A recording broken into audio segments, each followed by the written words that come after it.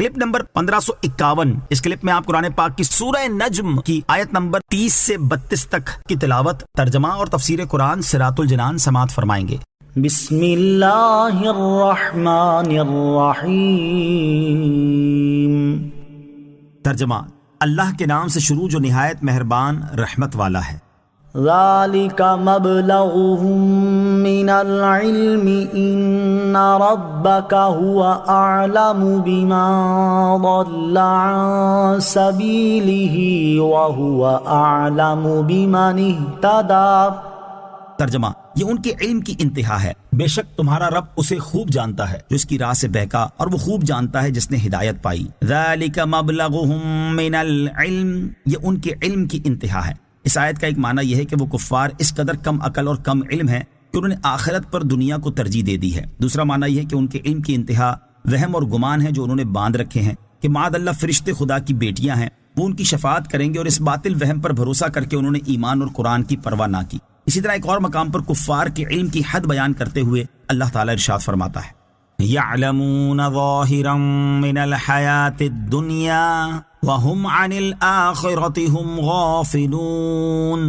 ترجمہ، آنکھوں کے سامنے کی دنیاوی زندگی کو جانتے ہیں اور وہ آخرت سے بالکل غافل ہیں۔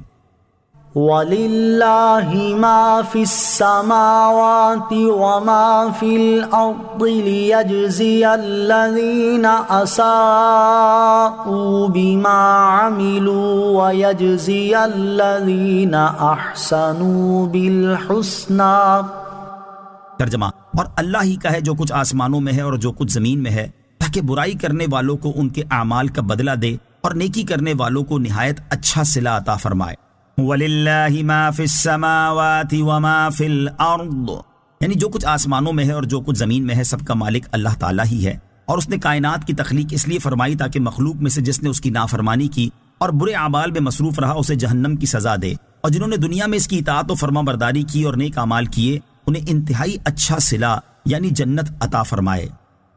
الذین یجتنبون کبائر الاثم والفواحش الا اللمم ان ربک واسع المغفرہ هو اعلم بكم اذ انشأكم من الارض واذ انتم اجنة في بطون امهاتكم فلا تزكوا انفسكم هو اعلم بمن اتقى۔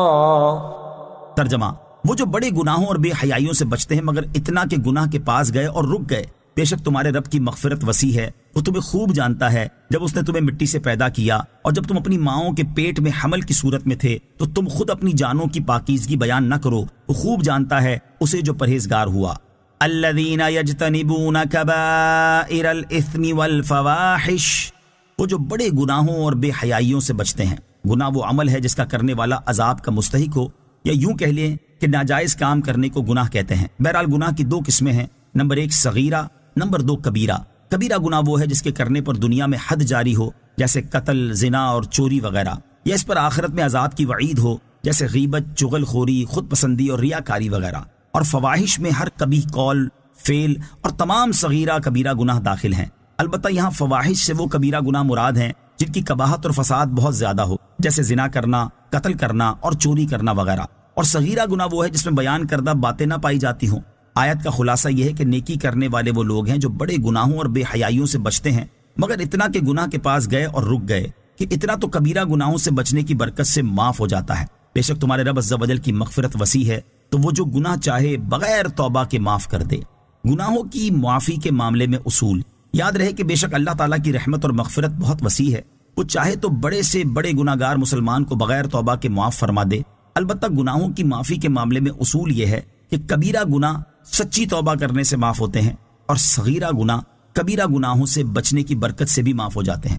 لیکن اگر کوئی صغیرہ گناہ مسلسل کرتے رہیں تو وہ صغیرہ نہیں رہتا بلکہ کبیرہ بن جاتا ہے، جیسا کہ حضرت عبداللہ ابن عباس رضی اللہ تعالیٰ عنہما سے روایت ہے، نبی اکرم صلی اللہ تعالیٰ علیہ وآلہ وسلم نے ارشاد فرمایا، توبہ کرنے سے کبیرہ گناہ باقی نہیں رہتا، اور صغیرہ گناہ کرتے رہنے سے صغیرہ نہیں رہتا بلکہ کبیرہ بن جاتا ہے۔